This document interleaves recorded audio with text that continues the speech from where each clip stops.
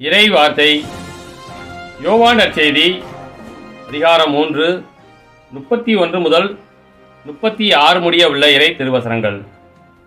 காலத்தில் இயேசு நிக்கதேமிடம் கூறியது, மேலிருந்து வருபவர் அனைவரையும் விட மேலானவர். மண்ணிலிருந்து உண்டானவர், மண்ணுலகைச் சேர்ந்தவர்.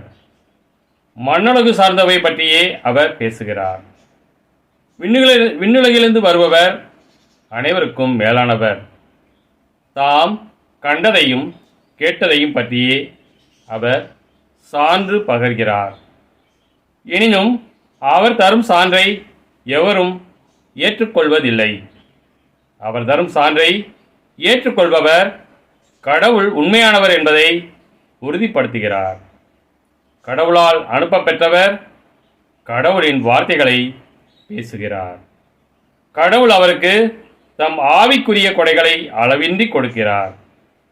தந்தை மகன் மேல் அன்பு கூர்ந்து அனைத்தையும் அவர் கையில் ஒப்படைத்துள்ளார். மகனிடம் நம்பிக்கை கொள்வோர் நிலை வாழ்வை பெறுவர். நம்பிக்கை கொள்ளாதோர் வாழ்வை காண மாட்டார். மாறாக கடவுளின் சினம் அவர்கள் மேல் வந்து சேரும்.